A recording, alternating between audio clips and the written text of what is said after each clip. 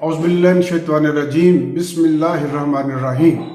Viewers, मैं हूं आपका होस्ट नज़ीर अहमद संधू नए वीडियो के साथ। व्यूअर्स, खबर ये आई है कि समरी तो भेजी गई जीएचक्यू की तरफ से, और उसमें इस दफ़ा 6 नेम्स हैं, यानी आसिम मनीर का नाम भी ऐड कर दिया गया। मगर पहले तो डिफेंस मिनिस्टर ने ट्वीट किया कि हाँ मिल गई है और प्राइम मिनिस्टर को डिलीवर कर दी है, लेकिन बाद में वज़ीर इत्तलात मरियम औरंगज़ेब ने इसकी तरदीद कर दी और कहा कि हमें कोई समरी मौसूल नहीं। तो वज़ीर दिफा ने भी गोल कर दिया और साथ ही बयानात दे दिए जीएचक्यू के खिलाफ कि ये 4 दफ़ा इन्होंने मार्शल लॉ लगाया और उसके बाद भी बिहाइंड दी कर्टन हुक्मरानी करते रहे। असल में जिन्होंने तवाज़न किया है, बैलेंस किया है।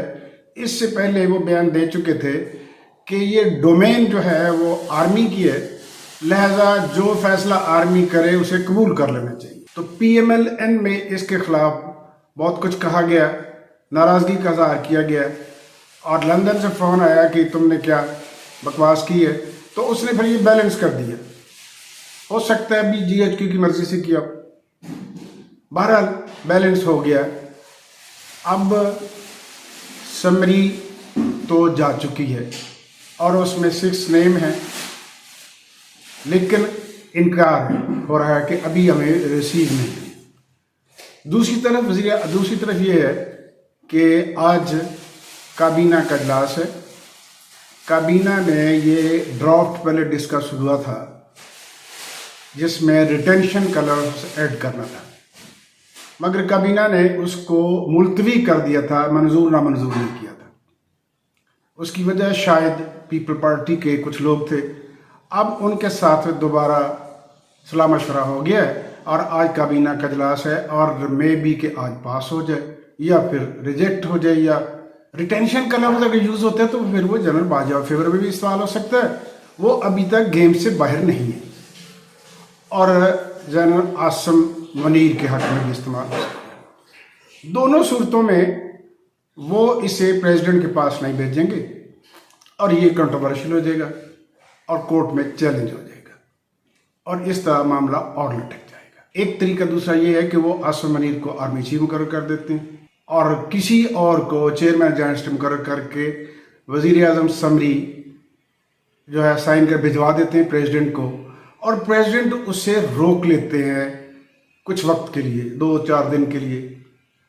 तो वो समरी इनफेक्ट हो जाएगी, PMLN इनफेक्ट होगी, क्योंकि उसमें आसिम मनीर बतौर आर्मी चीफ होंगे और जब तक उस पर साइन ना हो, सदर के साइन ना हो, वो आर्मी चीफ नहीं होंगे। 2 दिन बाद वो रिटायर हो जाएंगे। वो 26 को रिटायर हो जाएंगे। 27 उनका दिन नहीं है, 26 इज द लास्ट और मे बी 27 अगर सदर जो है वो, तो 27 के बाद प्रेसिडेंट अगर साइन नहीं करते तो he will be no more part of the army, तो फिर नई समरी भेजना पड़ेगी। 29 को बाजवा साहब किसको अगर ये 28 और 9 के दरमियान अगर 28 को ये फैसला नहीं होता, नई समरी नहीं आती, उसमें नया आर्मी चीफ मुकर्रर नहीं होता, तो general Bajwa change of command किसको करेंगे, स्टिक किसको हैंड ओवर करेंगे। अगर वो नहीं करते तो फिर कंटिन्यू रहेगी उनके पास, चाहे 1 दिन रहे 10 दिन रहे, कंटिन्यू करेगी वो। ये भी एक प्रॉब्लम है। तो उधर से खान साहब भी 26 को पहुंच रहे हैं अपने लौ लश्कर के साथ, और इस वक्त बहरहाल कम अज़ कम GHQ का जो चीफ ऑफ आर्मी स्टाफ का स्टाफ है वो उनके खिलाफ नहीं है। मे बी ISI से जाहिर है वहाँ से तो मुखालफत होगी। 10 कोर के कमांडर मुखालफत नहीं करेंगे क्योंकि वो बहरहाल अगर उनको फेवर नहीं करते तो डिसफेवर भी नहीं करते। तो अब की बार मैदान उनके लिए मुनासिब है। वो आएंगे तो बड़े ज़ोर शोर से भी आएंगे और उनके पास मुनासिब वक्त भी होगा और मुनासिब मैदान भी होगा। अदालतें भी थोड़ा बहुत रिलीफ इसी वजह से दे रही हैं। मसले का एक हल है, लेकिन वो है قومی مفاد میں، اور قومی مفاد کسی کو عزیز نہیں ہے۔